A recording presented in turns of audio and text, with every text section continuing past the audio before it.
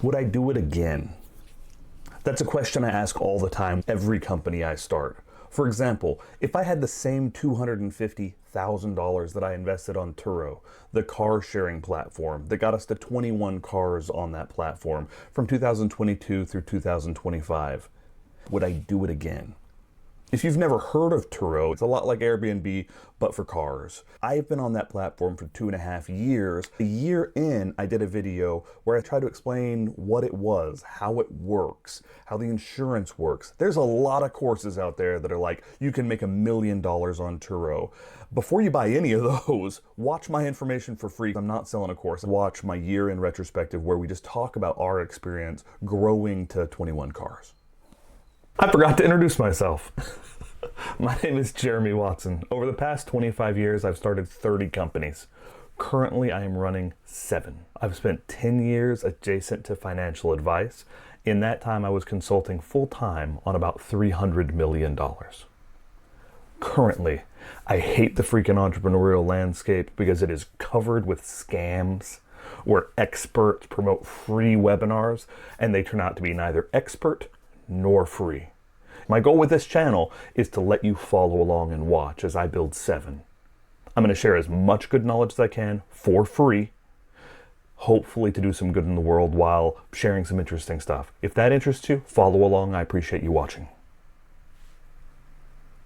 Today, I want to introduce you to a company called Turo. Now, Turo is effectively Airbnb for cars. You can rent your own car out to strangers, which sounds terrifying. However, my older brother, Jeff, who's also an entrepreneur, he got into this and he really liked it. He really saw great cash on cash. His initial numbers were really promising. He ended up buying 6 cars. And so he did it for 2.5 years before I ever considered it. I picked his brain about it, and it just looked like a model that was pretty straightforward and had some really strong cash on cash potentials. The systems aren't that complicated, and at the end of the day, it's just not rocket science. For the last 5 years, I've been building Bedrock, and that has been much more akin to rocket science. It's a much more complicated asset class, much more complicated legal area. It's just a lot more. If you're looking at the map right here on the screen, you can see in Charleston, South Carolina, which is the base, right? That's where our vehicles are. There's just a ton of cars you can go out and rent, just like Enterprise. The nice thing about Turo is you know the exact car you're getting. Like if I rent this Lexus, I'm getting exactly that Lexus. I'm not getting something like it. And a lot of times you get a little more premium car because you can get, you know, all leather because it's people's cars. And so you're getting a kind of a more premium experience. You can rent a Jeep Gladiator. You can rent a big 9-passenger van, right? There's a lot of reasons why I would rent on Turo instead of Enterprise. Now, if I'm candid with you, I'm cheap. So I would always rent just the least expensive, except we all have our vices, right? I love manual transmission cars. I love driving a stick. I always have, maybe always will. My daily driver is a manual transmission. Even given the opportunity of driving a beautiful like Mustang convertible, which we have in our, or my manual transmission Hyundai Elantra, just a little simple car, I drive my manual transmission all day. And so Turo is one of the only places that I could even rent it. And so it just can cater to people who want a convertible, who want a big van, who want a whatever. And there's a huge section of people who rent on Turo just because they know what they're getting and the costs can be really competitive. There's just a lot of cars on Turo. Now, my older brother Jeff got into this and he bought 6 cars over a couple of years. And he lives in Salt Lake, so every time I flew out there, I would borrow one of his cars and we would chat about Turo and he loved it. He was really enjoying the time. He was really enjoying the cash flow. And so last December, a little over a year and a bit ago, I said, okay, I've got cash on hand. I can give this a shot. I like the position it plays in my assets because I've got a lot of things that the rehabbing business, big chunks of cash deployed, big chunks of cash come back, right? We don't really control the time frames as much as we'd like.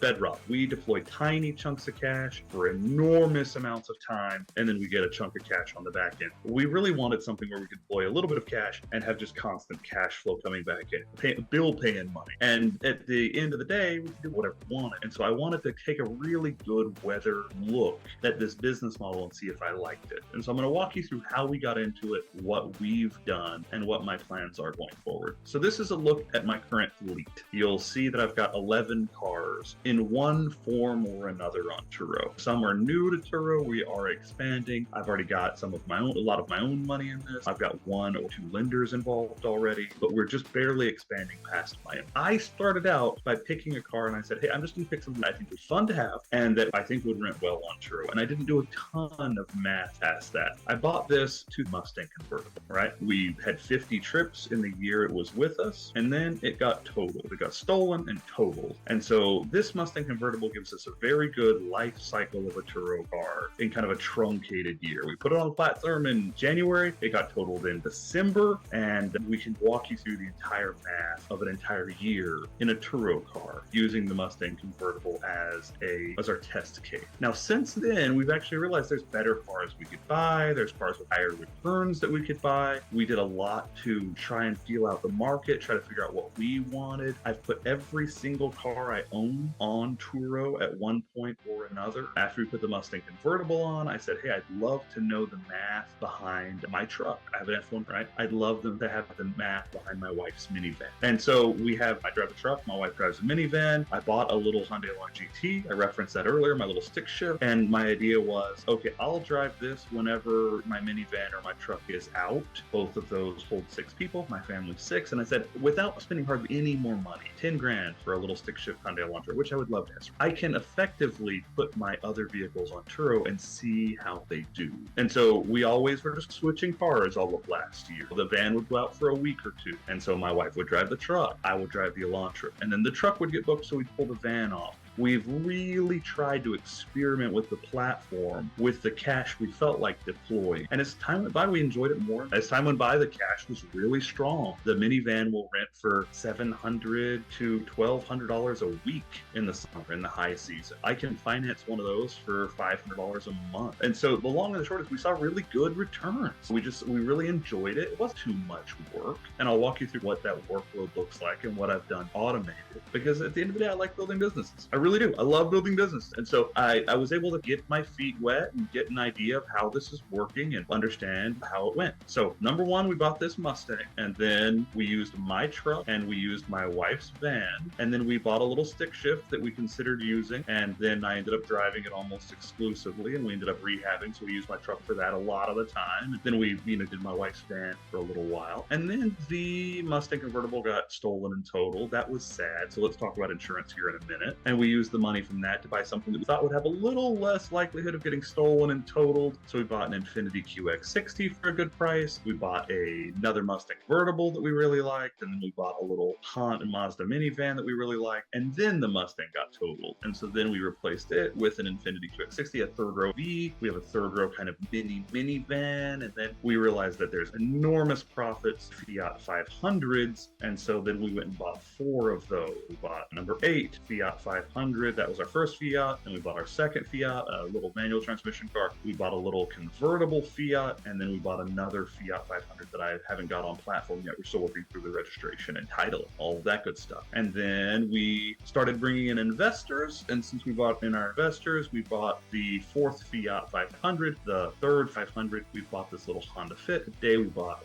a Honda Odyssey Mini. And so I have a whole team who's working behind the scenes to find good cars, to vet good cars, and to get cars on the platform. At the end of the day, here's how the math works. And I'm just going to do broad spectrum math, and then I'm going to get really granular towards the end of this. At the end of the day, last year, fiddling with the model, we earned about $35,000 extra dollars. Now that was effectively for one Mustang convertible for most of the year. At the very end, we bought another Mustang convertible, but at the very end, the first one got totaled. And then occasionally we would rent out my van or my truck, but never both at the same time. And so that was basically last year. We had effectively, let's call it 2 cars, maybe 3 cars, depending on how you slice. The white Mustang was there the whole year. The black Mustang was there half the year. My truck and my van were there half and half. So we had 3 cars on, and we made about $35,000.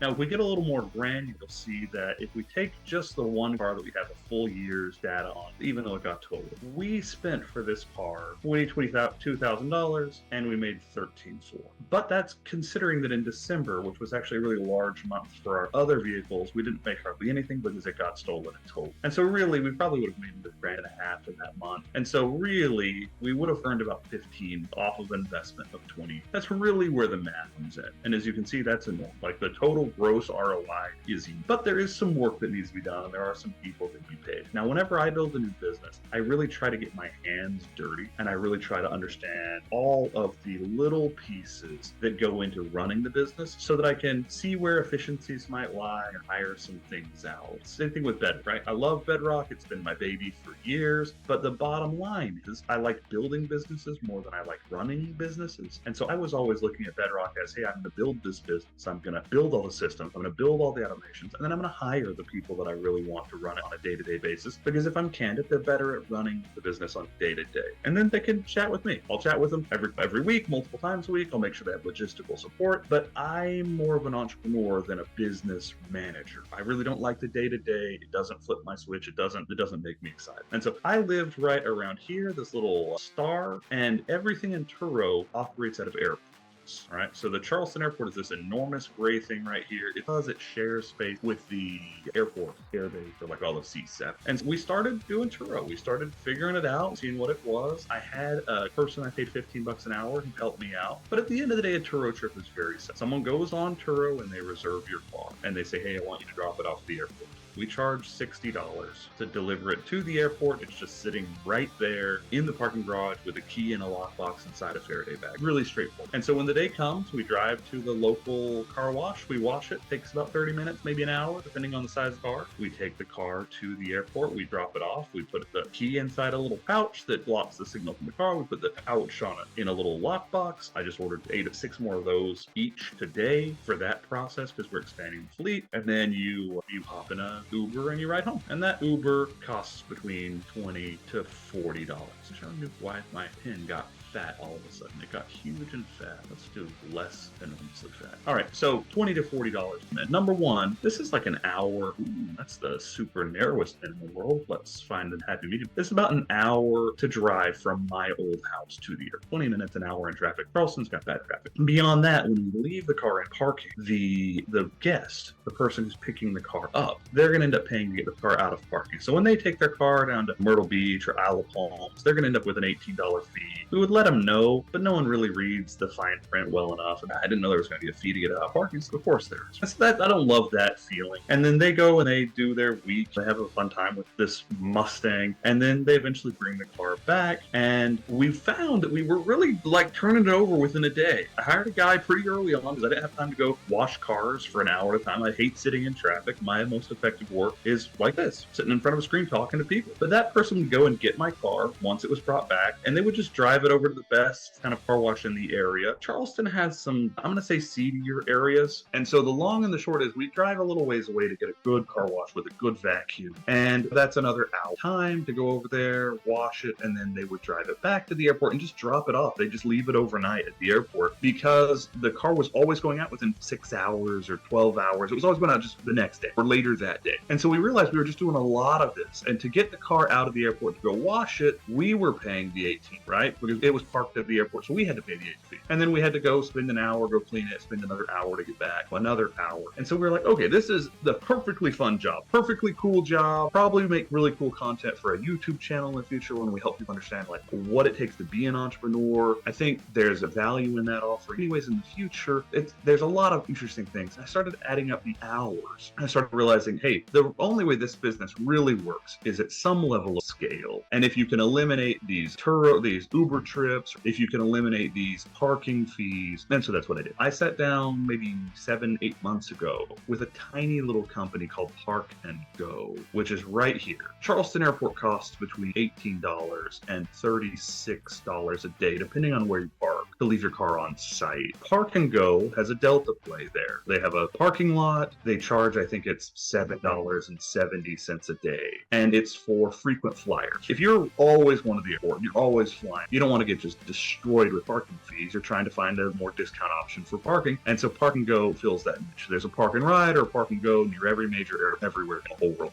And so I sat down with Park and Go and I said, hey, can we do a relationship here? They have their own shuttle service. They run people to and from the airport 23 hours a day. They pick people up all day long. You just call a number here, they send the shuttle. I worked with them and I said, hey, can we work out a deal where I leave my cars here, I pay you for the parking space, and then you shuttle my people back and forth, and we could take out a little bit of the obnoxious and all the parking fees. So we said, hey, could we work out a deal where we can work with you? And effectively, I got them down to $1,100 a year per parking spot. So I got them down to $3 a day to keep all the cars I ever want there. And they said, hey, even more than that, we'll happily wash your cars. We'll hand wash your cars right here on site. We'll pick up your people. We'll drop them off. We'll take them back to the airport. We'll do that all for $1,100 and then a price per car, depending on how many seats and how big it is. And so I was able to solve a lot of the inefficiencies that I found in the Turo business just with some intelligent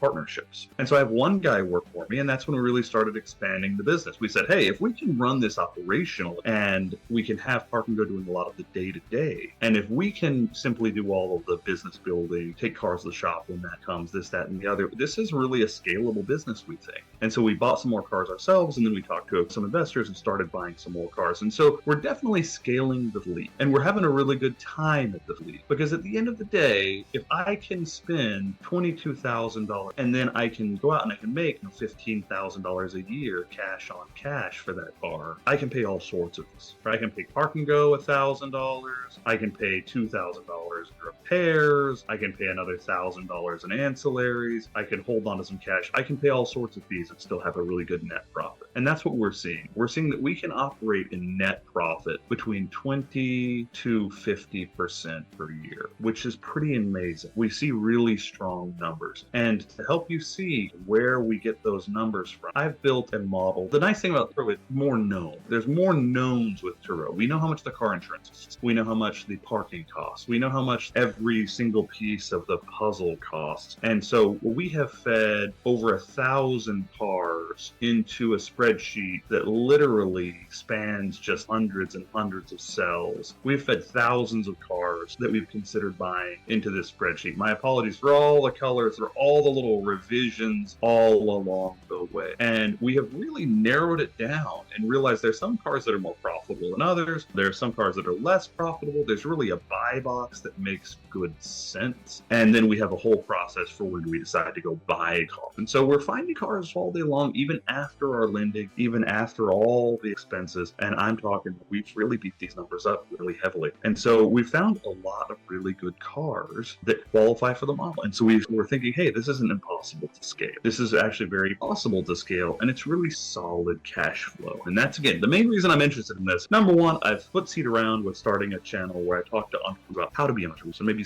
selling a course or doing a master class or just generating influence online so that people will come to Bedrock or open up opportunities as the days go on. I'm not sure how that's going to work. We haven't gotten deep into that, even though you can see my office is set up for filming it. And so with that being the case, this was really just, it didn't cost a lot. It didn't cost a lot to buy one Mustang to go put my cars on it. It's a very accessible business model. So let's go through and hit some of the most frequently asked questions. The first question anyone's going to ask is, what if someone did? Poor little Mustang convertible had 50 trips and then got totaled. The truth is, Turo allows you to set your preferences, including insurance. And so they give every single person a different level of insurance. Let me zoom in on this a tiny. They let you effectively choose and say, hey, I want to give Turo somewhere between 60 to 90% of the fees that I collect. I'm on, for example, the 90% plan. What that means is they're going to insure my vehicle while it's on a Turo trip 100%. They pay 100% of the costs of anything, but I eat a $25 deductible if there's a problem. So if someone breaks the door handle, me and him have to work it out around it.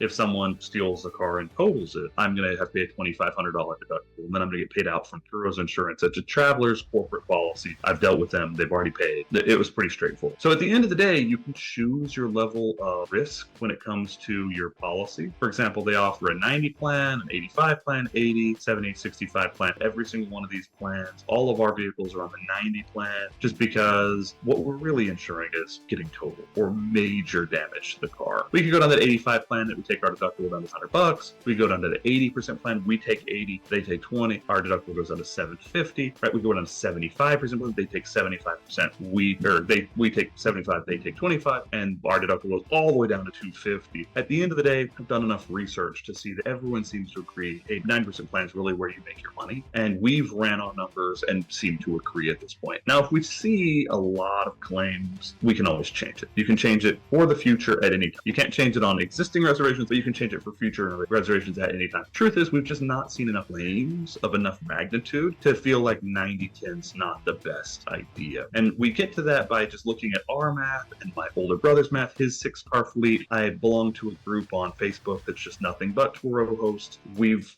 fiddled with the model. We've tried to figure out the model every which way. And at the end of the day, the way I look at it is, yes, I did have to spend $2,500 when the Mustang got totaled. I had to spend $20. But if I had been, so I had to spend $2,500. If I hadn't done that, let's say I had been the whole time on the 75-25 plan, right? And that would have taken my deductible all the way down to $200, right? But I would have ended up paying 25% of my earnings, $35,000. 10% of that is $3,500. That's what I did pay for them to cover all of my downsides, right? If I said 20%, I would have said, hey, that's another $30 of gross revenue goes to them. And then if I went all the way to 70, that's another, and so I've got to say, hey, that's another 17.5. And so by doing what I did, I effectively put into my pocket that we're always going to be a little bit better self-insuring a little bit of the risk. And then, but we can always do it a little more. But as I've done the numbers and I've ran the math over 1,000 times, I think, hey, the end of the day, the worst case scenario is I lose $2,500, right? I can live with that risk position, especially since, if I'm honest, the Mustang had a higher risk, right? Sports car had a higher risk. If I was doing it again, I would have that one on the 80 plan, right? I'd have it on 80. I'd pay like whatever that deductible was. I'd pay the extra 10%. I'd have it, my deductible down at $50 instead of $2,500. And on sports cars, you can elect. Every single one of my cars, I can elect differently. And so we're really at a point now where it's, okay, this makes good sense to us. Now, one of my primary lenders, he asked, why don't you just go to the bank? Why don't you go to the bank and just borrow for this? Number one, banks are all a little odd when it comes to borrowing money to buy cars to do commercial. Most car loans are for private use, and the covenant, like the fine print says, you can't use it for commercial. Number two, if every single time I was sitting down to buy a car, I was filling out another credit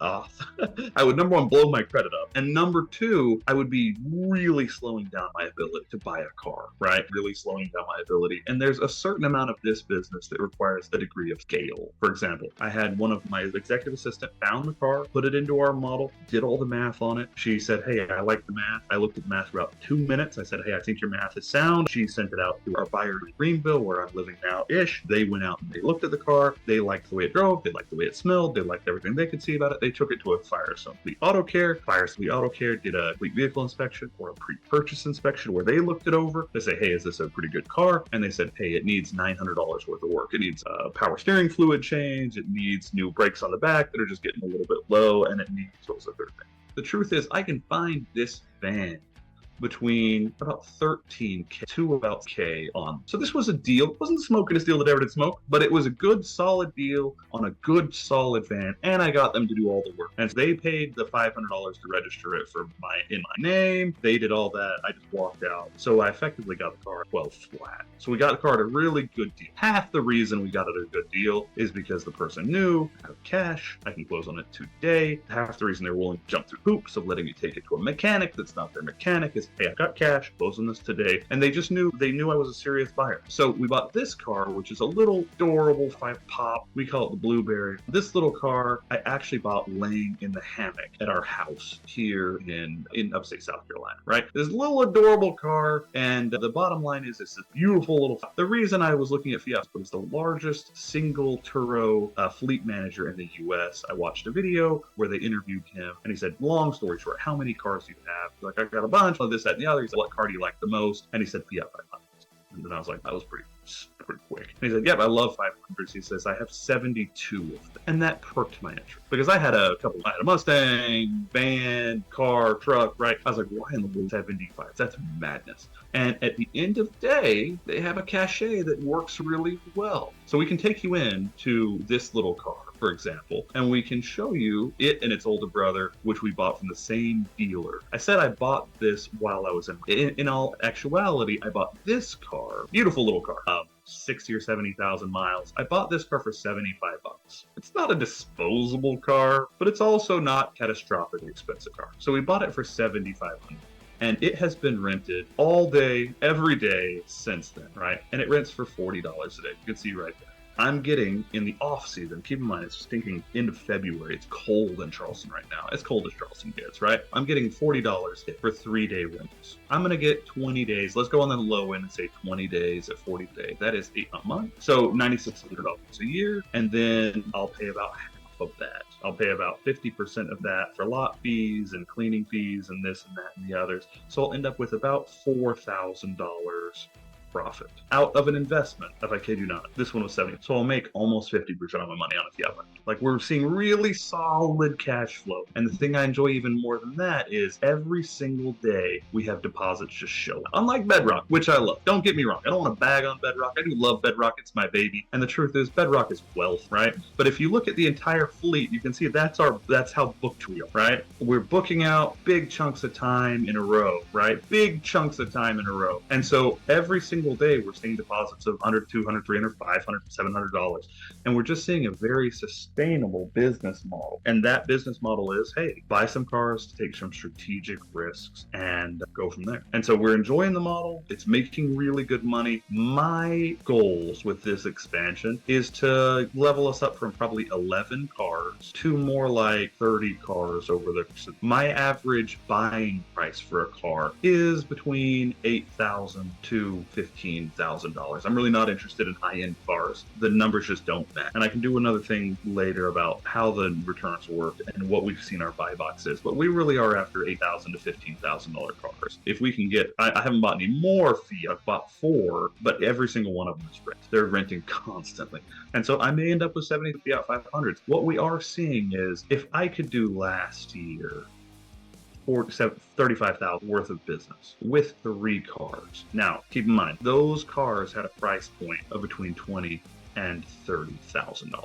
They were all more expensive because I didn't realize that the actual money was in the less expensive cars until we ran 1,000 cars through the model. And then we realized, hey, wait a second, if we can buy some nice cars that have fun and utility, we don't have to spend $20,000 to $30,000 to have a nice Turo experience. For example, we can buy this van. We didn't have to spend $27,000, which is the price of my van, to have a minivan. And the truth is, the numbers just support us. So yes, these were higher end cars slightly, but the math is actually really similar. My thought is, let's up this number over the course of this year to about 30, right? And let's say that we're buying at about half the price. And so let's say that we're about $17,000 for 3. If we had bought 3 Fiat 500s out of the gate, if we can grow the business to about 30, it really does. $170,000 is enough to pay my investors, it's enough to my staff, and then some. There's a lot of good, solid meat on the bone in this business. So for me, it's a play of having good cash flow coming in always, right? Good, solid cash flow every day of the week. I like employing people, hiring people. I like building businesses. I like the idea of doing something where we educate entrepreneurs and try to help people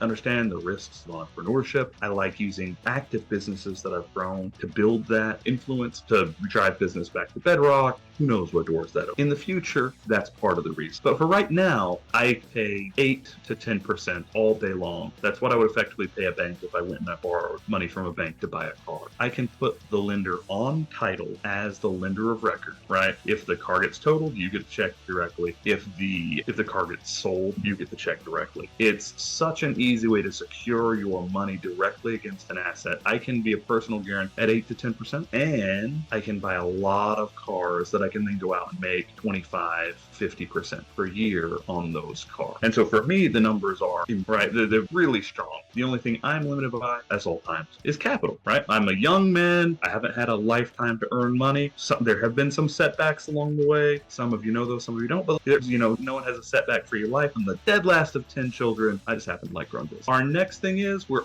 still working in Watson Home. We're still rehabbing properties. But I really like the idea, instead of having a property that we're just waiting to sell to get all of our cash back, or that a contractor blows over his deadlines and it needs more money than it used to need, instead of using that money to pay the bills, because it's still a degree of speculative, I like having money coming in every single day. And Turo does that as well as anything I've ever seen. If I find something better, I'll do that. But for right now, I haven't seen anything that has a better net ROI with a simple business system, easily hireable, easily scalable. That's my proposition today. Gonna buy some more cars. If you have any questions, feel free to ask me, and we will answer any questions. And if you're interested, just let me know. All right, have a good day.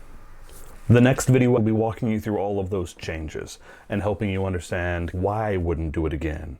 This video I'd really like to be about helping you understand the ins and outs of Turo, how it functions, how I've grown a fleet of 21, when I bought, what I bought, how I bought. And then we've got a video coming really soon down the pike that is our formula, our spreadsheet that goes from like A to NK, where we analyze how to buy a car profitably, what's going to be profitable, what's going to be all the variables. That's really the purpose of this video, helping you understand the basics. And then in future videos, I'll do my best to help you understand all the other more nuanced pieces that we've learned along the way.